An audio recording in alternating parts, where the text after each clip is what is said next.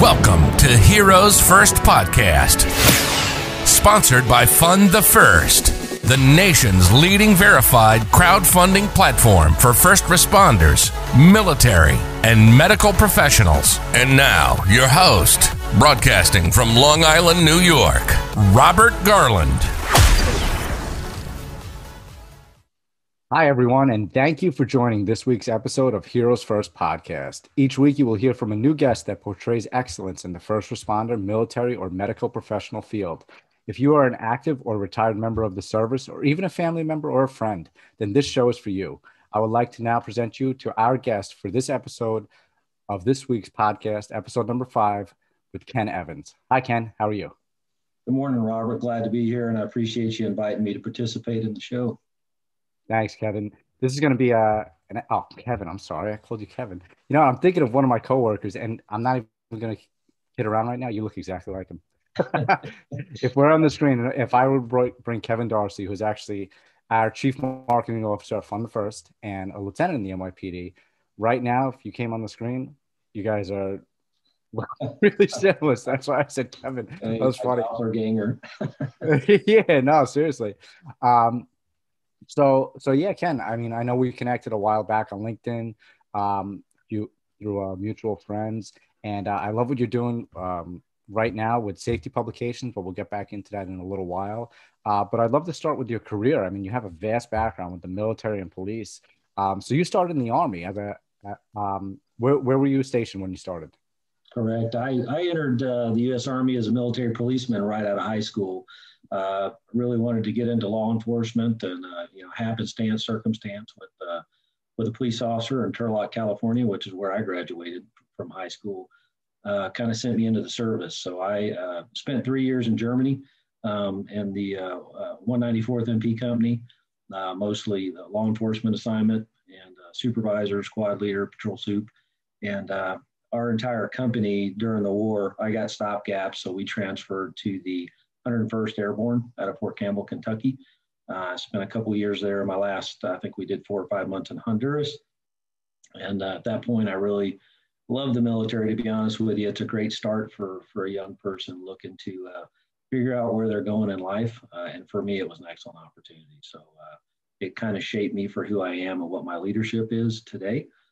So great experience in the military, and my hat's off to everybody that's had the opportunity and the privilege to serve this nation in that regard. Thank you for your service. How much time did you spend over there in full in the Army? I was on active duty for 5 years. Okay, very good, and I'm happy you enjoyed it, and it's great that you came and protected and served that country. It's something very special. So from the Army, what'd you move on to? So I did one of those soul searching things, like I think a lot of military members do when they come up for reenlistment.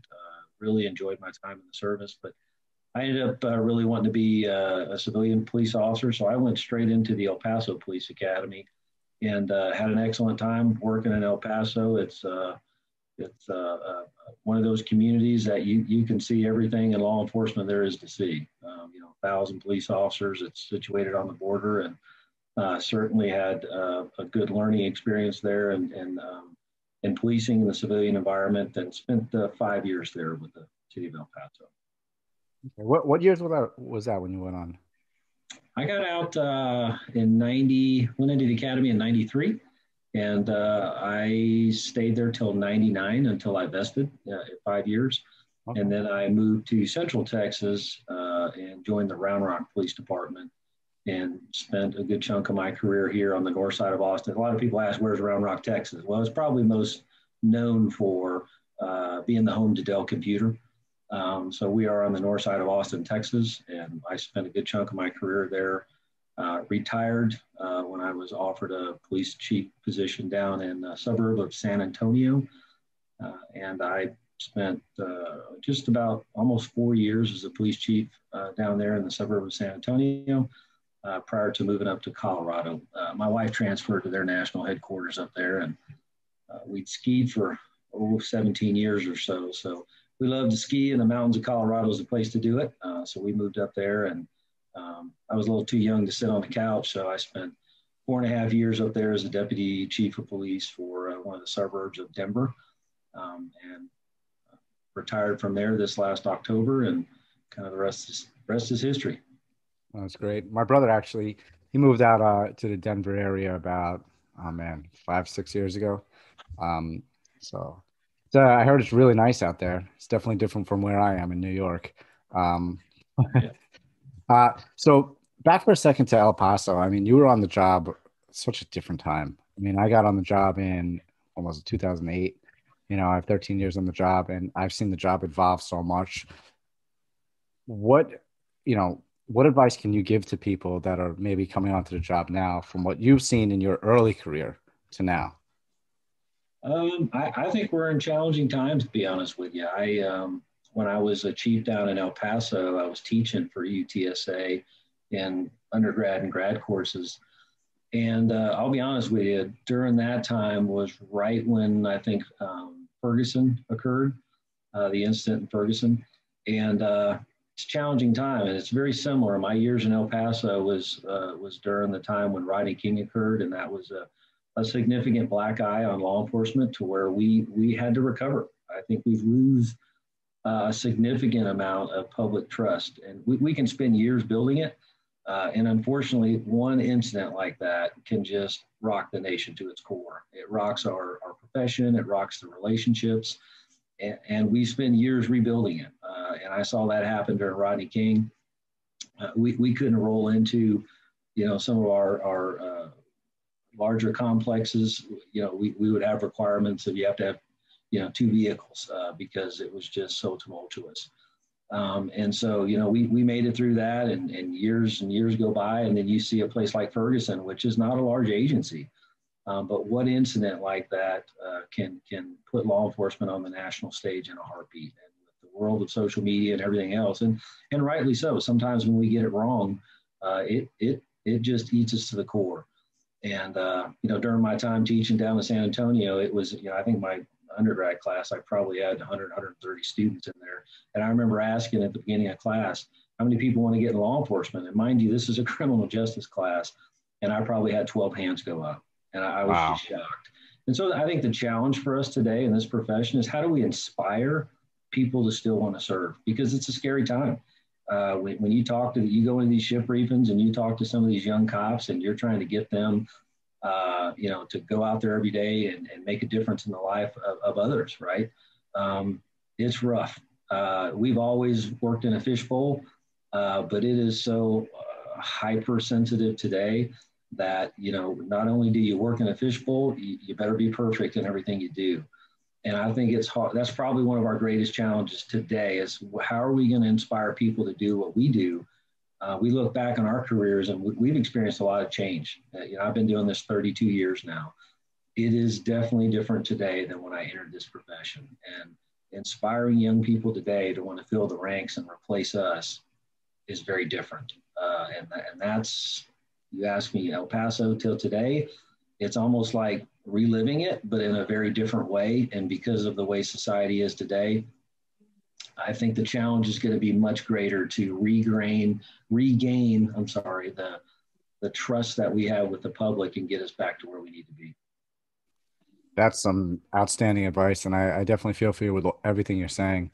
I mean, that inspiration, how do we inspire, young cops or people to come back on the job? My inspiration when I came on, my father was a detective.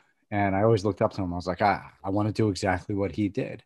But at the same time, I wanted to come on that job and help people, and that's something that people are forgetting about, that we're always here as law enforcement and all first responders, military, medical professionals, everybody. First and foremost, we're here to help. We're here to help. And that's humanizing the job. And people forget that. Yeah, I think that's unfortunately social media. I think sometimes, the dialogue and communication on social media today is almost more negative than positive, and it creates more divisive issues in our communities than ever before. And so we have to figure out how do we police in this environment, and how do we engage in this environment in a way that it makes positive momentum in our community relationships, but at the same time, we're not going out there and browbeaten the local police departments to the point where, we just can't buy a vowel, right? We can't get our jobs done because every time you turn around, we're perceived as being, in a negative light or doing something wrong. And it's tough. It's just really tough because I think 99% of the police officers in this nation go out and they put their uniform every day trying to make a difference, right? At least I'd like to think so.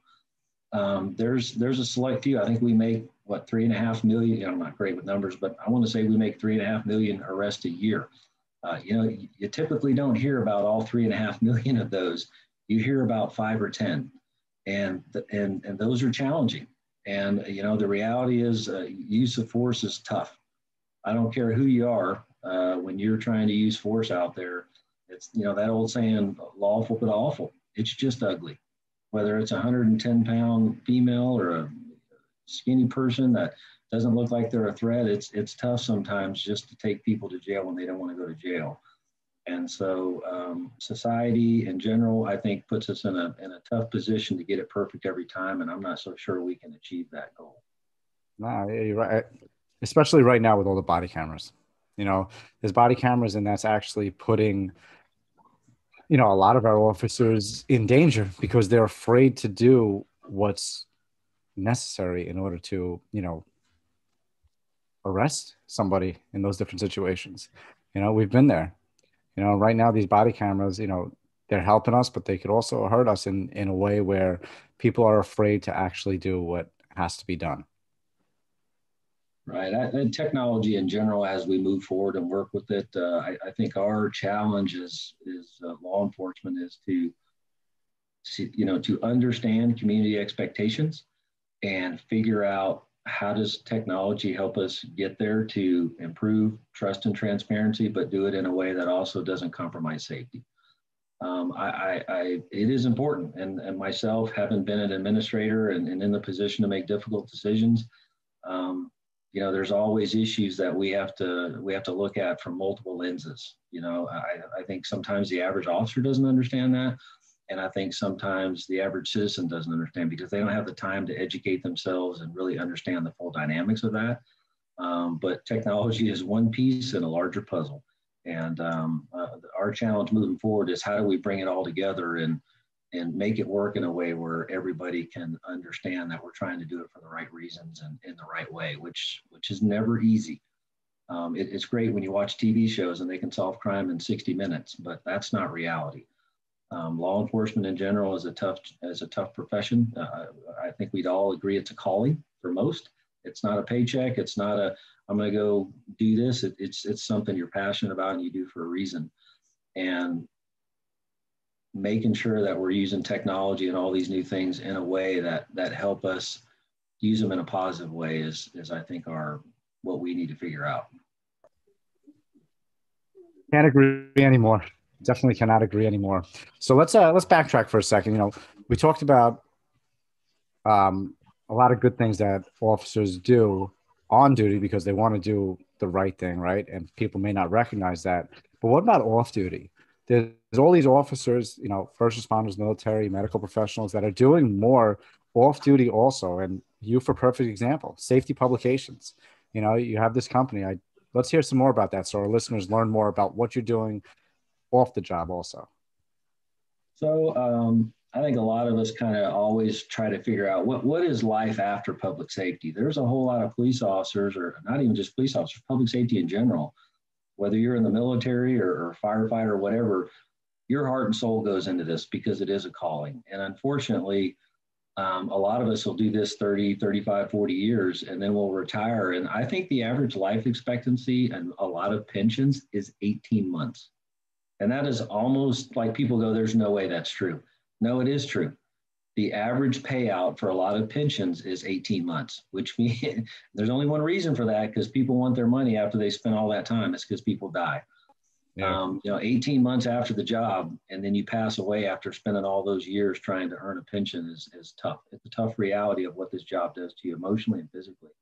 And so I really was trying to figure out what can I do outside of work currently, and what can I do after life after law enforcement.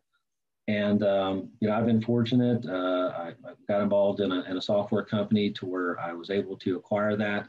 And that software company, pretty much helps law enforcement do what it does. It tracks use of force, police pursuits, training, equipment, all of those things, disciplinary, commendations, all that stuff.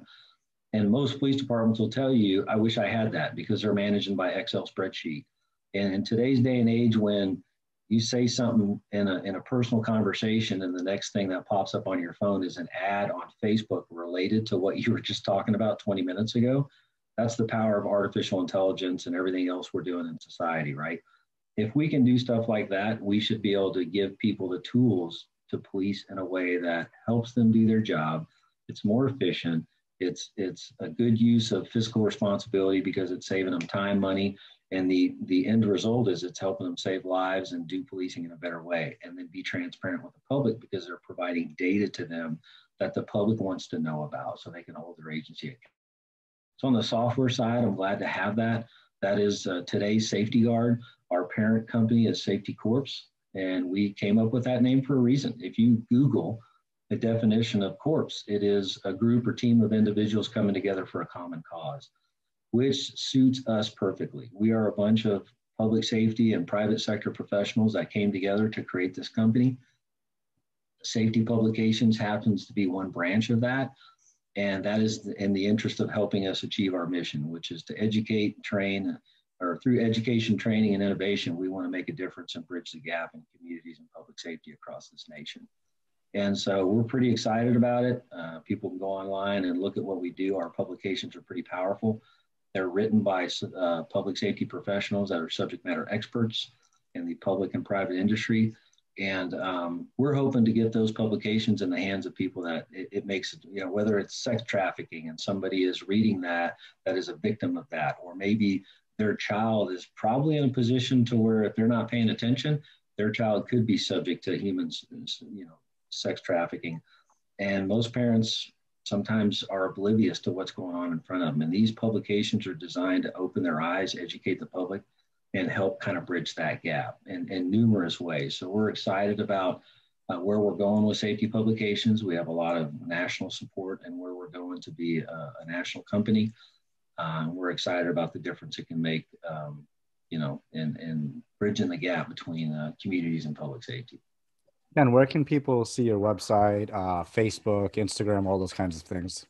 So they can go to safetycorps.com, which links you to safetypublications.com. And all of our stuff is accessible on there. We are getting ready to migrate to a different platform, which will really expand our capabilities as far as direct sales and stuff that we can help agencies with at the local level. We have training and consulting where we can come out and do stuff like we're going to have online training for active shooter for private businesses, whether you're a faith-based organization or a large, warehouse facility where you have a lot of employees. Sometimes public entities, they can't get access to stuff like that. And they are worried in today's day and age of what's going to happen if an active shooter occurs here. Well, they're looking out for resources to try to help them train their employees so they can feel safe. Those are the things that we want to be able to offer in addition to our publications. And obviously, because of the nature of our profession and the life after, we do have people that are seasoned, SWAT officers and police officers that are highly trained that can go out there that have retired and moved on or doing that in an off-duty capacity to teach those type of agents, those businesses and stuff or faith-based organizations or school districts, the types of stuff that they need to know to keep them safe. So we're pretty excited about that. This is outstanding. And you're actually taking a step further. And through Safety Publications, I know you guys, you partnered with us at Fund the First. And we're incredibly happy about that partnership.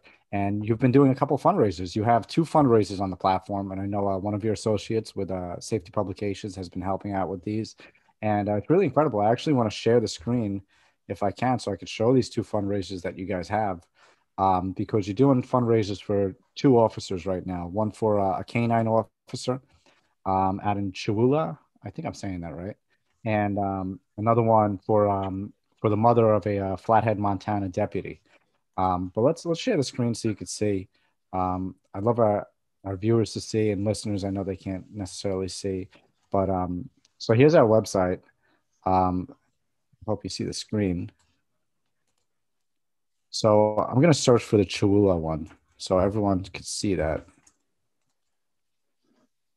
So here's the campaign that Safety Publications is hosting right now on our platform. It's incredible, Ken, what you're doing with this to be able to reach out to these people that are going through these situations and have them come to our platform, verify, and then help with raising money. So this campaign, there was a canine officer injured in a head-on collision while on duty. Here's a picture of him and his dog. It's horrible. This is a horrendous wreck. And thank God he's still alive right now. But you guys are looking to raise $30,000 for him. And right now it's at 645. So obviously the importance of these campaigns are to share it. And I know he's been sharing it and Amber has been sharing it. But we're just honored to have this campaign and hopefully be able to help out this officer during his time of need. There's another campaign on the platform that you guys are doing, Flathead. And right here, this is a Flathead deputy. His mother was diagnosed with stage 3 esophageal cancer. You guys have a goal of $25,000 and it's so far raised a little over 1,100. So again, this is Travis Smith. It's his mother. So he had to come to the platform and verify. So what you guys are doing by taking it a step further, by raising awareness for your company and then showing that you guys actually care by reaching out to these families, of first responders, military, medical professionals to help raise money during their time of need is incredible. Really incredible. We're excited to work with you, Robert. And I hope the listeners understand that we, as a company, because we are public safety and we have a passion for what we do, 10% of everything, all of our gross revenue is going to go back to the local community. As we go out and meet with agency heads, police chiefs, sheriff's departments, and we're trying to help them get our publications in their communities. Out of all the money we raise, 10% of that is going back to them. And that is whether it's to the National Police Law Enforcement Memorial, or they have a local issue or incident, unfortunate incident like you just described, the police chief or sheriff can actually say, hey, we have this happen. An officer got killed last year. We'd like to have a fundraiser for the spouse and the family. And the excellent part about this is the partnership we have with you guys. Because GoFundMe, there's a lot of good stuff that happens on GoFundMe. But the reality is it's not vetted. And Fund the First does that. And that puts the honesty and integrity behind the campaign. And so we were excited when we connected with you, and all of our campaigns now will be done through Fund the First. So that way, when people go out and donate and say, hey, I want this money to go to that spouse or that family who deserves it in the sense that they have to deal with this tragedy they just experienced, or whatever the particular campaign's about, they know it's valid because you guys are vetted through ID.me and the entity that we're funding. And that's powerful to us. And then you guys have the ability to expand it beyond what we actually raise in the community just by your footprint on social media and different outlets. So we're pretty excited about partnering with you guys because I think it's all about doing the right thing for people in need and doing it in a way where there's trust. Huge. So you guys creating what you created is pretty awesome. Thank you. Yeah, the trust factors is the most important part because, like you said, our law enforcement, especially, they don't want to ask for help, right? No one wants to ask for help because, you have this sense of pride and you don't want to go out there and do that. And, everybody involved, first responders, military, medical professionals, no one really wants to ask for help because there is always a sense of scam or fraud. And you don't know if people are going to donate because they don't know if that what you're saying is actually true. And that's why we created this, just like you said, it's all about trust. Having this platform now to know that people are donating to a trusted cause is incredible. And now on top of that, having a company like yourselves come on that has your base, with the law enforcement community come on and now host it, it gives a sense of trust to the beneficiary of those campaigns. They're going to verify. They're going to come to the platform and say, okay, this is trusted. I know that people will donate to it. So it's incredible. We're really happy about it. And again, the partnership, I think we're going to do definitely some great things. And I want to travel down to Texas, definitely come see you and meet you in person. I think that'll be excellent.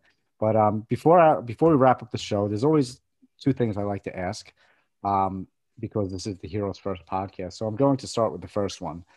Your entire career, incredible, from the military to being a police chief to, helping, running a company. If you were to do it all again, would you? Absolutely. There's a whole lot of things in life you can look back on and wish you could change, and where would it take my future? But for me, I've always felt like kind of God has a plan for me and my family, and regardless of what I do, I want to make a difference in the lives of others. I never had aspirations on promoting because of rank. For me, it's always been, if I can get to that position, I will be able to be a greater influencer, positive influencer in the lives of others. And, the reality is we all have strengths and weaknesses. And for me, I put that out there on the front end. People that work for me and that I work with and help lead, I realize it's a team sport. And so I've learned throughout my career that we can't be successful unless we have the right people in the right places. And then we have to empower them to excel and achieve in what they do and do well. And so when I look back on my career, there's a lot of different things I could have done. I could have went to this agency. I could have went to that agency. I could have did this different. But ultimately, I can look back, and every time I've asked myself, was it all worth it? Because it's not easy. I can assure you, being in a chief seat, you can say I would do it this way and I do it that way. Until you're in the seat, you have no idea how challenging that is. Because the buck stops with you, right? You're at the top. And so you're going to fade all the heat. You're the one that's going to be named on every lawsuit.